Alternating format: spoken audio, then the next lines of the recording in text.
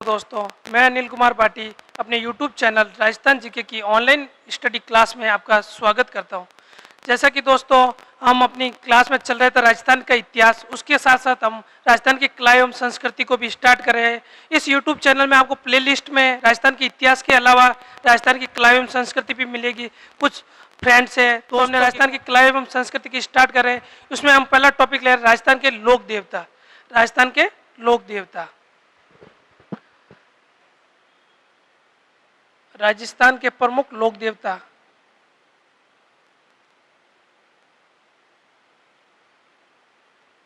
राजस्थान के प्रमुख लोक देवता।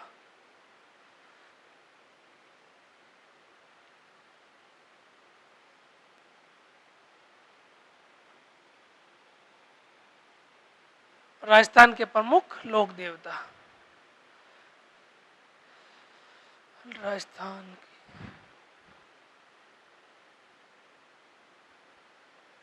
अब यहाँ से राजस्थान के प्रमुख लोक देवता अपना टॉपिक है। राजस्थान के प्रमुख लोक देवता, इस टॉपिक में से एक क्वेश्चन बना हुआ है। आरएस 2016 की मेंस एग्जाम आया था कि लोक देवता शब्द और उसके 20 वर्ड्स 20 शब्द लिखने थे। तो उसके आधार पर हम लोक देवता शब्द की संक्षिप्त में अगर परिभाषा देखें तो उसमें आएगा कि कल्याणकारी पुरुष, जो जिनको लोगों ने उनके कार्यों के आधार पर पूजना स्टार्ट किया है या प्रारंभ किया है, उसे लोक देवता कहा जाता है। लोक देवता क्यों बनते हैं? उनके कार्य जैसे आध्यात्मिक दृष्टि के आधार पर, गौरक्षा के आधार पर। राजस्थान में तो अधिक लोक देवता गौरक्षा के आधार पर है, जैसे गोगा जी है, पाबू जी है, अड़बू जी को भी ले लो। पुंगू गायों के लिए अपने बैलगाड़ी की इनकी पूजा होती है, ठीक है। और इसके अलावा हम देखें तो लोक देवता को आध्यात्मिक दृष्टि है, उनके नैतिक गुणों के आधार पर पूजा जाता है। इसको संक्षिप्त अर्थ आता है लोक देवता का कल्याणकारी पुरुष।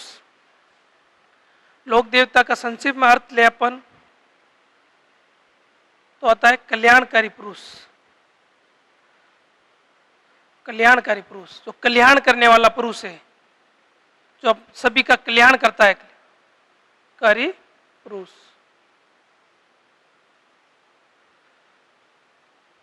कल्याणकारी पुरुष लोक देवता, संक्षिप्त में अर्थ लोक देवता का होता है कल्याणकारी पुरुष।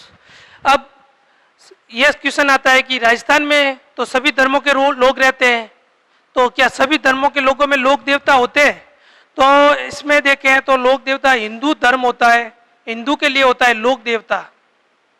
अगर देखा जाए तो हिंदू जिसे पूजते हैं उसे कहते हैं लोक देवता, और जो मुसलमान पूजेंगे उसे कहेंगे पीर। मुसलमान जिन्हें पूजते हैं उन्हें पीर कहा जाता है और हिंदू पूजते हैं उन्हें लोक देवता कहा जाता है। और हिंदुओं के ऐसे 5 लोक देवता जिन्हें मुसलमान पीर समझ के पूजा कहते हैं। कितने लोक देवता की?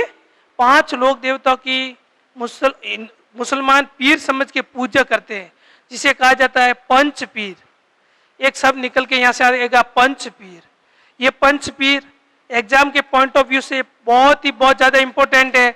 एग्जामों में इनके क्वेश्चन आए हुए हैं, किस प्रकार आए हुए हैं हम आगे पढ़ रहे हैं। लोक देवता जो हिंदू पूजते हैं उन्हें लोक देवता कहा जाते हैं। ऐसे 5 लोक देवता हिंदुओं के जिन्हें मुसलमान पूजते हैं उन्हें कहा जाता है पीर, और यहाँ से एक शब्द निकल के आता है पंच पीर। इनमें 5 लोक देवता कौन कौन से जिन्हें मुसलमान भी पूजते हैं वो हम देख रहे हैं।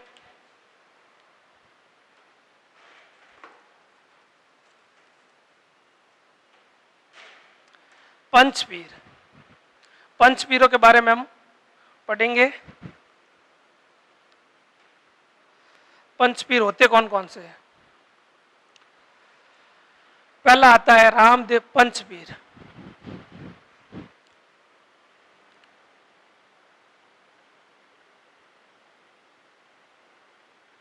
पंचपीर, पंचपीर में अगर हम पहला ले तो रामदेव जी तंवर। रामदेव जी तंवर जिसे मुसलमान राम सा पीर समझ मान के पूजा करते हैं, रामदेव जी तंवर। ये तंवर जाति के राजपूत थे। और इनके जो गुरु थे योगी बालीनाथ, गुरु योगी बालीनाथ, योगी बालीनाथ, जिनकी समाधि कहाँ बनी हुई है? मसूरिया पहाड़ी, जोधपुर। योगी बालीनाथ की समाधि बनी हुई है मसूरिया पहाड़ी, मसूरिया पहाड़ी, जोधपुर। जोधपुर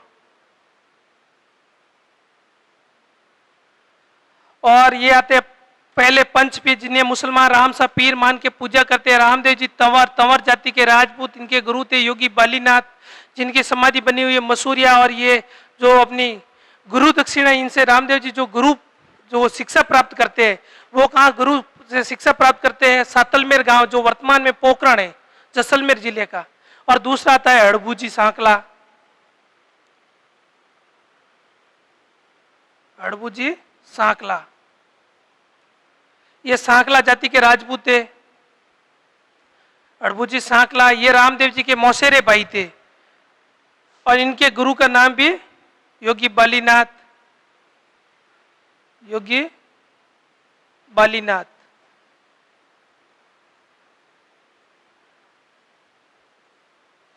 और तीसरा ले हम तो आता है पाबूजी राठौड़, पाबूजी राठौड़, ये राठौड़ राजपूत थे।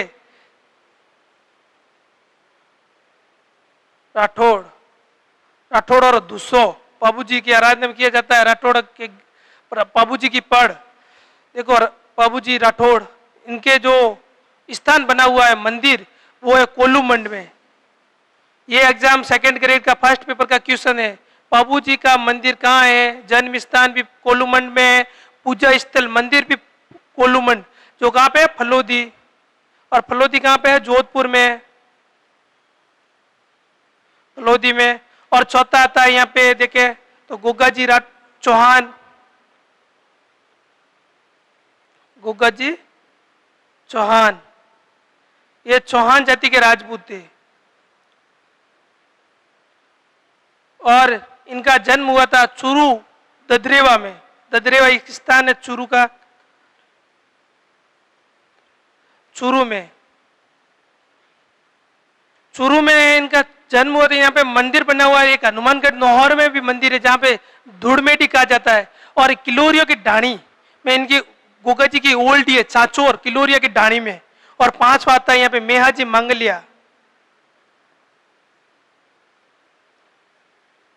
ये मेहाजी मंगलिया, मंगलिया जाति के राजपूत थे। इनका स्थान है, इनका जो जन्म स्थान देखे तो पूजा होती है बैंगटी फलोदी में होती है, में इनका मंदिर बना हुआ है। बैलगाड़ी की पूजा होती है बैंगटी फलोदी। मेहाजी मंगलिया, ये प्रारंभ में मंगलिया जाति के राजपूत नहीं थे, पवार थे, पर इनका लालन पालन ननियाल में होता है। और ननियाल जो राजपूत वंश था वो मंगलिया था, इसलिए मेहाजी मंगलिया। और यहाँ पे कहा जाता है कि मेहाजी के जो पुजारी होते हैं उनकी वंश प्राप्ति नहीं होती और अपना गोद पुत्र लेके आगे वंश को बढ़ाते हैं। अब ये आए पंच पीर में रामदेव जी तंवर, रामसा पीर, जिसे मुसलमान पीर समझ के पूजा करते हैं। इनके गुरु थे योगी बालीनाथ, मसूरिया जोधपुर में इनकी समाधि बनी हुई है। दूसरा आता है हड़बूजी सांकला, गुरु योगी बालीनाथ है इनके भी, और ये रामदेव जी के मौसेरे भाई थे। और आता है पाबूजी राठौड़, कोड़ूमंड फलोदी, जोधपुर में इनका स्थान है। और गोगाजी चौहान, ददरेवा चूरू में इनका स्थान है। और मेहाजी मंगलिया, बैंगटी फलोदी में इसका स्थान है। और इनके बारे में अगर बात की जाए तो इनके जो लोक देवताओं के पुजारी होते हैं ना, वो इन्हीं के जाति के लोग होते हैं। जैसे कि रामदेव जी के पुजारी मिलेंगे आपको तंवर जाति के राजपूत, और हड़बूजी के सांकला जाति के राजपूत, और पाबूजी राठौड़ के देख ले तो राठौड़ जाति के राजपूत। परंतु यहाँ पे गोगाजी पे पहुंचते हैं तो यहाँ पे चौहान और मुसलमान, चूरू में, चूरू ददरेवा मंदिर में मुसलमान भी मिलेंगे इनके पुजारी, और यहाँ पे चौहान भी मिलते हैं। ये क्यों मिलते हैं, जहां पर हम चौहान पढ़ेंगे वहां पे बताएंगे। मेहाजी मंगलिया, गोगा जी के तो हो गया राजपूत, चौहान भी होते, मुसलमान भी होते। और मेहाजी मंगलिया, मंगलिया जाति के राजपूत मिलेंगे।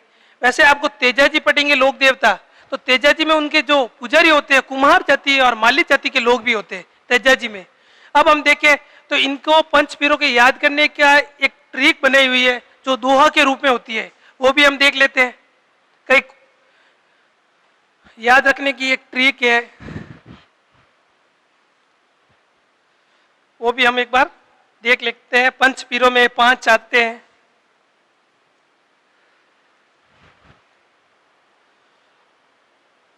पाबू हड़बू, पाबू हड़बू राम दे, पाबू हड़बू राम दे गोगा जी मेहा। बाबू अड़बू रामदेव गोगा जी मेया 500 पीर, 500 पीर पधार जो मांगलिया मेहा, मांगलिया मेहा, मांगलिया मेहा। ये एक पंच पीर अपन याद करते हो जैसे एक ट्री के माध्यम से, जिसमें एक दुआ बनता है, जैसे पाबू अड़बू रामदेव गोगा जी मेहा 500 पीर पधार जो मांगलिया मेहा, जिसमें पाबू जी राठौड़, अड़बू जी साकला, रामदेव जी तंवर, गोगा जी चौहान, मेहा जी मांगलिया का नाम आता है।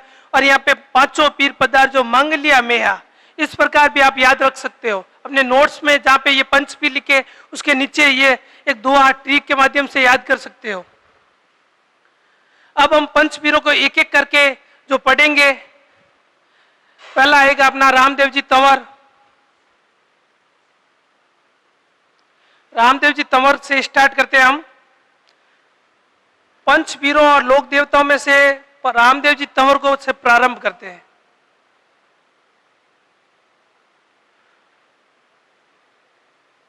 रामदेव जी तंवर, ये तंवर जाति के राजपूत थे। रामदेव जी तंवर, इनके बारे में अगर स्टार्ट करें हम सामान्य जानकारी के अनुरूप, तो इसके उपनाम देखें पहले। उपनाम, उपनाम रामदेव जी को किन किन उपनामों से जाना जाता है? पहला आता है रामसा पीर। मुसलमान इन्हें पीर समझ के पूजा करते हैं, तो इसे बोलते हैं रामसा पीर। दूसरा आता है रणुचारा धणी। रणुचा इनकी कर्म स्थली थी, जो वर्तमान में जैसलमेर में है। रणुचारा धणी, धणी मतलब अधिकारी, यानी जहां पे कर्म किया वहां का अधिकारी माना जाता है। रणुचा गांव के आप अधिकारी। और तीसरा उपनाम के संदर्भ में हम देखें तो लीले घोड़े वाला बाबा। लीले घोड़े वाला बाबा, इनका जो सवारी वाला घोड़ा था उनसे लीला कहा जाता है, इसलिए इसे लीले घोड़े वाला बाबा कहा जाता है। लीले घोड़े वाला बाबा। अब इसी संदर्भ में हम आगे बढ़े तो इसमें जो इनको अवतार माना जाता है, कृष्ण का अवतार माना जाता है। रामदेव जी को कृष्ण का अवतार माना जाता है। कृष्ण का अवतार, अवतार, अवतार माना जाता है। और ऐसे 4 लोक देवता जिन्हें किसी का अवतार माना जाता है, तो पहले आते हैं रामदेव जी जिसे कृष्ण का अवतार माना जाता है, और दूसरे आते हैं जो देवनारायण जी जिसे विष्णु का अवतार माना जाता है। एक आता है बाबूजी राठौड़ लक्ष्मण का अवतार, और एक वीर कल्ला जी जो शेषनाथ का अवतार माना जाता है। और इस कृष्ण के अवतार के साथ साथ इसे विष्णु का अवतार भी माना जाता है। कई बार एग्जामों में आ जाता है कि विष्णु का अवतार, जहां पे देवनारायण जी नहीं दिखे, विष्णु का अवतार रामदेव जी आ जाए, तो आपको विष्णु का अवतार रामदेव जी को टिक करना है। अगर कृष्ण का दिया हुआ हो और विष्णु का अवतार किसे माना जाता है, और उसमें रामदेव जी और देवनारायण जी दोनों हो, तो उसमें देवनारायण जी को टिक करना है।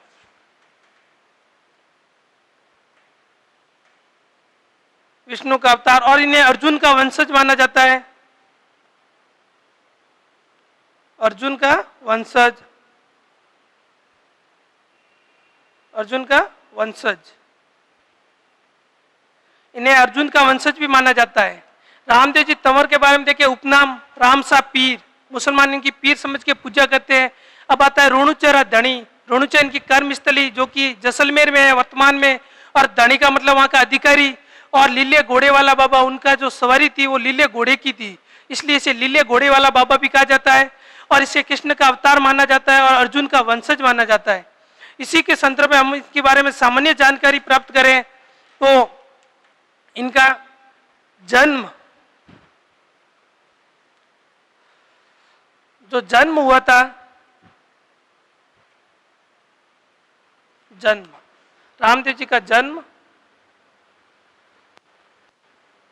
होता है 1405 सन 1405 ईस्वी में। 1405 ईस्वी में इनका जन्म होता है। और हिंदुओं के अगर पवित्र महीने की बात करें, भाद्रपद जो सबसे पवित्र महीना है, भाद्रपद शुक्ला द्वितीया को इनका जन्म हुआ। भाद्रपद शुक्ला द्वितीया को इनका होता है जन्म। इसी तिथि को बाबे की बीज कहा जाता है। बाबे की बीज, बाबे की बीज। बीज एक गुजराती शब्द है, इसका अर्थ होता है दूज, यानी बाबे की दूज, बाबे की दूज। इसी तिथि को अवतार की तिथि भी कहा जाता है। इस दिन इसका अवतार हुआ था, अवतार की तिथि, इसी को अवतार की तिथि भी कहते हैं। रामदेव जी तंवर जो पंचपीरों में सम्मिलित है, लोक देवता है, उनका जन्म हुआ 1405 ईस्वी में भाद्रपद शुक्ला द्वितीया को। भाद्रवारी बीज, सौंदर्य बीज कह सकते हैं, मारवाड़ी में कहते हैं ना भाद्रवारी सौंदर्य बीज, ये भाद्रपद शुक्ला द्वितीया है। और बाबे की बीज भी कहा जाता है, इसे अवतार की तिथि भी कहा जाता है। और इनका जन्म स्थान देखें, जन्म स्थान, जन्मस्थली, जहां जन्म हुआ वह जन्मस्थली, और जहां कर्म करते हैं उसे कर्मस्थली। इनकी जन्मस्थली को देखते हैं, जन्मस्थली। इनकी जन्मस्थली को देखें तो बाड़मेर जिला,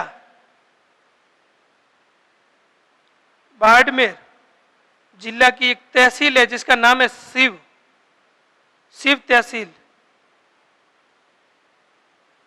शिव तहसील का एक गांव है, उंडू कश्मीर गांव में, उंडू कश्मीर, उंडू कश्मीर गांव, यहां होता है इनका जन्म 1405 ईस्वी भाद्रपद शुक्ला द्वितीया को बाड़मेर जिला के शिव तहसील के उंडू कश्मीर में इनका जन्म होता है। इसको इस ट्रिक से भी याद कर सकते हैं कि जब बाढ़ आई तो शिवजी उठ के कहाँ गए, कश्मीर या कश्मीर। इसको ट्रिक से याद करने के लिए इसी प्रकार लिखा हुआ है कि बाड़मेर जिला, शिव तहसील, उंडू कश्मीर गांव, वहां हुआ इनका जन्म, इसलिए इसे बोलते हैं जन्मस्थली। इनका जन्म कब हुआ था? 1405 ईस्वी को, भाद्रपद शुक्ला द्वितीया, बाबे की बीज, जिसे दूज कहा जाता है, अवतार की तिथि। अब इसी संदर्भ में हम सामान्य जानकारी इसकी अगर पढ़े तो उसके संदर्भ में इनके जो पिता का नाम, माता का नाम और पत्नी का नाम भी आता है।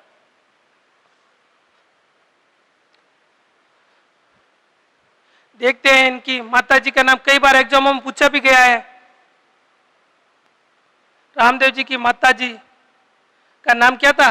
मैणा दे, मैणा दे। आपने जो ये मेला लगता है रामदेव जी का, पैदल जो यात्री जाते हैं जिन्हें जातरू कहा जाता है, आगे हम पढ़ेंगे, उनमें गीत भी चलते रहते हैं साथ साथ में, आपने देखा होगा। तो उसमें बोला था एक गीत भी है, मैणा देरा लाल नेतलरा बरताज। उसी प्रकार ये मैणा दे के लाल थे, यानी मैणा दे। पिता अजमल जी तंवर, तंवर जाति के राजपूत, अजमल जी तंवर। और इनकी जो गुरु थे योगी बालीनाथ, जिनकी समाधि बनी हुई है मसूरिया पहाड़ी जोधपुर, गुरु योगी बालीनाथ, योगी बालीनाथ। और इनकी समाधि कहाँ है? मसूरिया पहाड़ी जोधपुर, मसूरिया जोधपुर।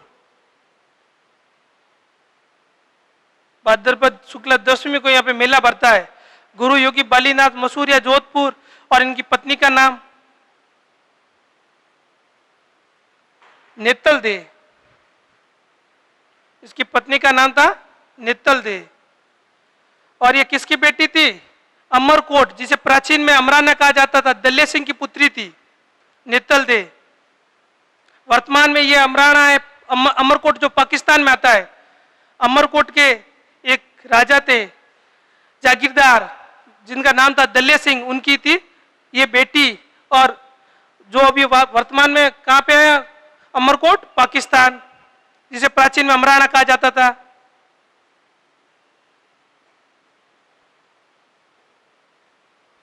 अमरकोट, दल्ले सिंह की पुत्री, दल्ले सिंह की पुत्री। नेतल दे थी दले सिंह की पुत्री, और दले सिंह कहाँ के थे? अमरकोट के। अमरकोट जिसे प्राचीन में कहा जाता था अमराना, और वर्तमान में ये कहाँ पे है? पाक में। पाकिस्तान जो गंदा देश, इसलिए हम आधा ही लिखते हैं पाक। अब होता क्या है, इसमें एक कहानी कथा आती है कि नेतल दे होती है वो जो जन्म के समय बहुत सुंदर होती है, और जब जैसे जैसे उसकी उम्र बढ़ती है तो उसके शरीर पर कुष्ठ रोग आ जाता है, और उस कुष्ठ रोग के कारण उसके शरीर पर सकते आ जाते हैं, रक्त बहने लगता है और पैरों से विकलांग हो जाती है। तब ये रामदेव जी तंवर और उनकी जो धर्म की बहन थी डाली बाई मेघवाल, वो जम्मे के लिए पहुंचते हैं अमरकोट। अमरकोट पहुंचते हैं तो अमरकोट पहुंचने में जब पता चलता है दले सिंह को कि रामदेव जी यहाँ पे पहुंचे हुए हैं, तो उनकी जो जो बेटी होती है कुष्ठ रोग हुआ होता है। अमर दले सिंह की समस्या बढ़ जाती है कि ऐसी बेटी जैसे जैसे बड़ी हो रही है, बेटी जिसी के घर में भी हो समस्या बड़ी होती है तो बढ़ती है। तो इनकी तो समस्या थी इस बेटी से ब्याहेगा कौन। इनकी समस्या ये नहीं थी कि बेटी बड़ी हो गई, इनकी समस्या ये थी कि उनकी बेटी के सकते थे, कुष्ठ रोग था। इसीलिए यहाँ पे ये पहुंचते हैं रामदेव जी के पास, और रामदेव जी के जाके हाथ जोड़ते हैं कि बाबा आप में तो आध्यात्मिक दृष्टि है, आप चलिए हमारे घर पर और देखिए हमारी बेटी को। और रामदेव जी वहां पहुंचते हैं और नेतल दे के शरीर पर हाथ रखते हैं तो उनका कुष्ठ रोग समाप्त हो जाता है। और कुष्ठ रोग समाप्त होता है तो दले सिंह उन्हें कहते हैं कि इनके तो पैरों से भी विकलांग है ये। तो रामदेव जी उनको पैरों के हाथ लगाते तो वो खड़ी हो जाती है और जोर जोर से कहने लगती है बाबू किन्नो अपोरो अपे किन्ना बाबा रहा। और नेतल दे होती है तो फिर उनकी शादी अमरकोट दले सिंह रामदेव जी से तय करवाने लगते हैं। तो रामदेव जी उन्हें मना करते हैं कि मैं ब्रह्मचारी हूं।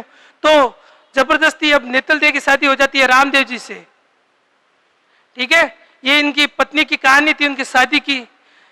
और इसके बारे में हम आगे बढ़े तो इनका एक भाई था जिसका क्या नाम था? वीरम देव। जुड़वा भाई थे वीरम देव। वीरम देव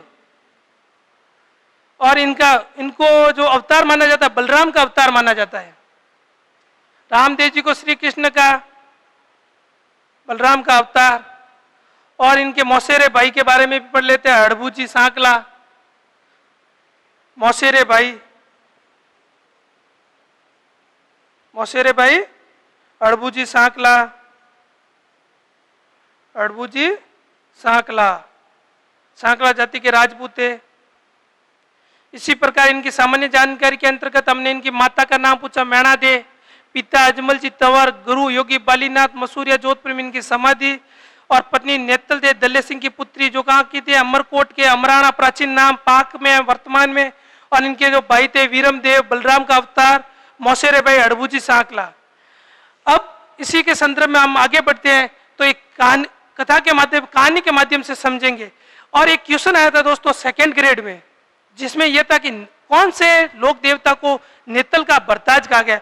और ये होते नेतल दे। आपने गीत सुना होगा, मैणा दे रहा नाल नेतल रहा बरताज। तो ये नेतल के बरताज यानी पति है। आप राजस्थान जी को ज्यादा से ज्यादा कहानी या कथा के माध्यम से समझेंगे तो जल्दी समझ में आएगा। फर्स्ट बार पढ़ रहे हो तो कहानी और कथा के माध्यम से ही पढ़ना चाहिए। रट्टा मारने से कम याद रहता है, एग्जामों में भूल जाते हैं। तो हम देखते हैं कि एक गांव है बाड़मेर में, शिव तहसील में, जिसका नाम है उंडू काश्मीर। क्या नाम है? उंडू काश्मीर, बाड़मेर शिव में उंडू काश्मीर। और ये पड़ता का है बाड़मेर। यहाँ पे भाद्रवद शुक्ला द्वितीया को किलकारी गूंजती है। किसके घर पे? मैणा दे और अजमल जी तंवर के घर पे। रामदेव जी का होता है यहाँ पे जन्म, रामदेव जी का जन्म हो जाता है। किलकारी गूंजती है मैणा दे और अजमल जी तंवर के घर पे। और यहाँ से कुछ दूरी पर जैसलमेर में पड़ता है एक गांव था सातलमेर। सातलमेर गांव था, सातलमेर गांव था। ये किसने बचाया था? राव जोधा का बेटा था एक सातल देव, जिसने ये गांव को निर्माण किया था सातलमेर का। इस गांव में रहते थे योगी बालीनाथ का धूणा था, जो रामदेव जी के गुरु रहे, योगी बालीनाथ। अब होता क्या है, इस गांव की एक समस्या थी। यहाँ पे एक राक्षस रहता था, भैरव राक्षस। वैसे राक्षस में वो फिल्मी वाला राक्षस नहीं जो शरीर बड़ा और वो हंसता है, हाँ वो नहीं, मानव प्रवृत्ति से वो राक्षस था। राक्षस था भैरव राक्षस, भैरव राक्षस। तो होता क्या है यहाँ पे कि बाल्यावस्था में रामदेव जी पहुंचते हैं सातलमेर गांव में। सातलमेर गांव में पहुंचते हैं योगी बालीनाथ जी से शिक्षा प्राप्त करने के लिए। तो इसमें यह होता है भैरव राक्षस का यहाँ इस गांव में आतंक था, और भैरव राक्षस प्रत्येक अमावस्या के यहाँ पे आता और एक जिंदे व्यक्ति की बलि लेता था। पूरा गांव इससे परेशान था, बालीनाथ जी खुद परेशान थे। एक बार होता कि भैरव राक्षस रामदेव जी की कुटिया में पहुंच जाता है। वहां पे बालीनाथ जी की कुटिया में पहुंच जाता है। वहां पे बैठे थे योगी गुरु बालीनाथ रामदेव जी बाबा, और वहां पे ये पहुंचता है और उनको पकड़ने की कोशिश करता है। तो रामदेव जी आगे भागते हैं, ये पीछे भागता है। तो फिर आगे जाके ये बाल्य अवस्था में रामदेव जी भैरव राक्षस का वध कर लेते हैं। इसी तरह पहला जो आपने सुना होगा, पहलो परचो बाबा भैरूड़ा ने दियो, ऐसा सॉन्ग है। भैरव राक्षस को पहला चमत्कार देते हैं और उसको वध कर देते हैं। फिर इसी सातलमेर गांव को रामदेव जी ने पोकरण नाम से बचाया, जो जैसलमेर में वर्तमान में पोकरण गांव है। इसी सातलमेर का निर्माण किया इस भैरू को मार के पोकरण के रूप में, जो कि कहां पे है, जैसलमेर। जैसलमेर में अब होता क्या है, पोकरण गांव का निर्माण किया। इस पोकरण गांव में रामदेव जी रहने लगते हैं। रामदेव जी और इनकी बहन थी सुगनाबाई, रामदेव जी और सुगनाबाई दोनों रहते हैं। फिर होता है यहाँ पे कि एक बीकानेर में पुंगलगढ़, जो एक समय एक रियासत होती थी पुंगलगढ़, जो कि वर्तमान में है बीकानेर में। आपने अगर हिस्ट्री अभी आप पढ़ रहे हैं हिस्ट्री और आपने पढ़ी हो कहीं पे, तो एक आता है हिस्ट्री में कि जो कुंभा था, राणा कुंभा, उसकी बेटी थी रमाबाई, जिसे वागीश्वरी की उपाधि प्राप्त थी, उसकी भी शादी होती है पुंगलगढ़ में होती है। और जहाँ पे सुगनाबाई पोकरण में रह रहे थे, इनकी शादी हो जाती है पुंगलगढ़ के विजय सिंह है जागीरदार, उनसे तय, विजय सिंह से हो जाती है तय। इनकी शादी जब पुंगलगढ़ के विजय सिंह के साथ तय होती है, तो ये सुगनाबाई जोर जोर से रोने लगती है। जब इन्हें रामदेव जी पूछते हैं हुआ क्या है बहना, तो ये जवाब देती है कि मैं शादी तो विजय सिंह से कर लूंगी, पर मुझे ये पोकरण छोड़ के नहीं जाना। तो उसमें होता क्या है कि सुगनाबाई जोर जोर से रोने लगती है। अभी हमारे यहाँ पे क्या होता है कलयुग में, जैसे कि बेटियों की विदाई होती है, बेटियां रोने लगती है, तो उसमें केवल आवाजें आती है, उनकी आंखों में से आंसू नहीं आते। और यहाँ पे सुगनाबाई के आंखों में से आंसू आ रहे थे, इसका मतलब ये सही में रो रही थी। अपने यहाँ तो मारवाड़ी में क्या, जो टू किया दिया खाली।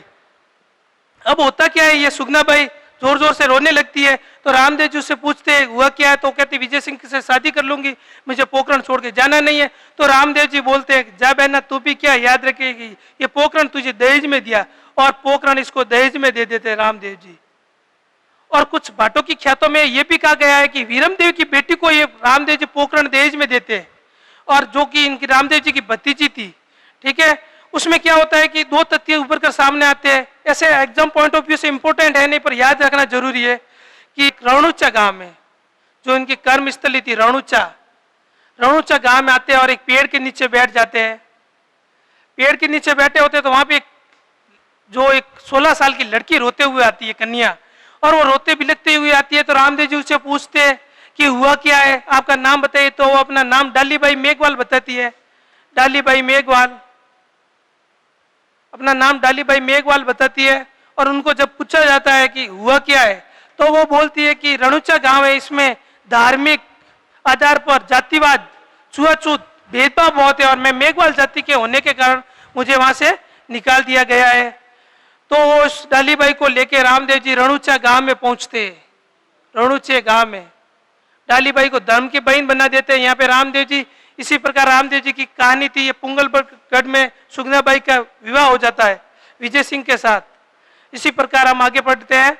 तो ये रामदेव जी रणुचा में डालीबाई को लेके पहुंचते हैं और एक पंथ की स्थापना करते हैं। एग्जामों में काफी बार पूछा गया है कामड़िया पंथ, कौन से लोक देवता ने कामड़िया पंथ की स्थापना की, तो वो रामदेव जी ने की थी। क्यों की थी? अछूतों के उद्धार के लिए, अछूत उद्धार के लिए। जो जातिवाद, काम के आधार पर भेदभाव किया जाता था, उनके उद्धार के लिए उन्होंने कामड़िया पंथ की स्थापना करते हैं। यहाँ पे रामदेव जी कामड़िया पंथ चलाते हैं।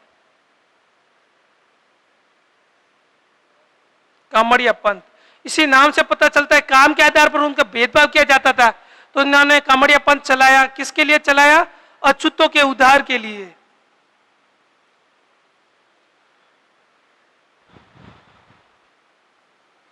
अछूतों के उद्धार के लिए,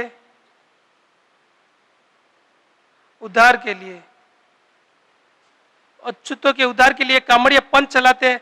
और इन्हीं की रामदेव जी की एक शिष्या हुई थी जिनका नाम है आई माता, जिसे कहा जाता है बिलाड़ा माता। आई माता इनकी शिष्या थी। इन्होंने भी इनसे सीख ली और इनसे जो शिक्षा ली उन्हीं के आधार पर उन्होंने भी एक बिलाड़ा में एक पंथ चलाया था अछूतों के उद्धार के लिए। ये आई माता थी, इनकी शिष्या थी, जिसे बिलाड़ा माता भी कहा जाता है। हम जब देवियां पढ़ेंगे तब उसको पढ़ेंगे, आई माता को बिलाड़ा माता भी कहा जाता है। उसके बाद देखें तो हम एक कामड़िया जाति होती है, इनकी जो महिलाएं होती है ना, कामड़िया जाति की महिलाएं, यही रामदेव जी की आराधना में 13 ताली नृत्य करती है। और एग्जाम में पूछा जाए कि 13 ताली नृत्य किसकी आराधना में किया जाता है, तो रामदेव जी की आराधना में किया जाने वाला नृत्य कौन सा है? 13 ताली नृत्य। 13 ताली नृत्य रामदेव जी की आराधना में किया जाने वाला नृत्य। रामदेव जी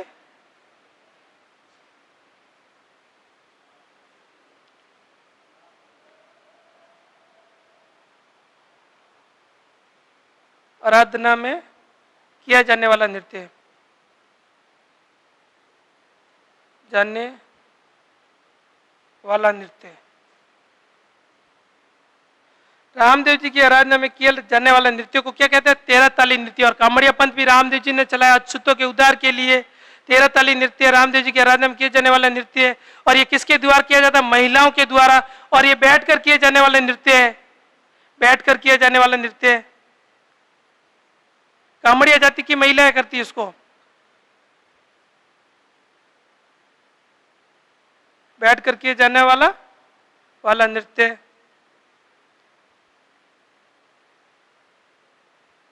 और इसी संदर्भ में अगर 13 ताली नृत्य के बारे में आप अधिक जानकारी प्राप्त करें, वैसे तो हम नृत्य में पढ़ लेंगे, पर अभी यहाँ पे पढ़े तो ये 13 ताली नृत्य ये कहां से प्रारंभ होता है? पादरना गांव है, पालिका पादरना गांव से प्रारंभ होता है। और इसकी जो नृत्यांगना है उसका नाम है मांगीबाई। मांगीबाई। और ये 13 ताली नृत्य इसको कहते क्यों है? क्योंकि इनके शरीर पर मजीरे बांधकर 13 मजीरे बांधकर किया जाने वाला नृत्य को 13 ताली नृत्य कहते हैं। वैसे एक लेखक है डॉक्टर निरंजन, जय सिंह निरंजन, वो अपनी पुस्तक में लिखते हैं कि ये 13 ताली नृत्य इसलिए नहीं किया जाता कि 13 मजीरे बांधकर करते हैं, इसलिए किया जाता है कि इनमें 13 कलाएं की जाती है। ठीक है। और अगली क्लास होगी इसके बारे में, जो शब्दावली आएगी रीखिया, नेजा, पगलिया, उसके बारे में हम अपने अगली क्लास में पढ़ेंगे। आज की क्लास को यहीं विराम देते हैं। और राजस्थान के लोक देवता के प्रमुख लोक देवता के बारे में जो प्रश्नावली होगी अपने YouTube चैनल पर डाल दी जाएगी। जो अगले क्वेश्चन आए हुए, जो आप YouTube चैनल को सब्सक्राइब करते रहिए, देखते रहिए। और आज की क्लास को हम यहीं रोकते हैं और कल की क्लास में हम रामदेव जी के आगे जो शब्दावली है रामदेव जी तंवर के बारे में एग्जामों में पूछी जाती है उसको पढ़ेंगे। Have a nice day, thank you, bye bye.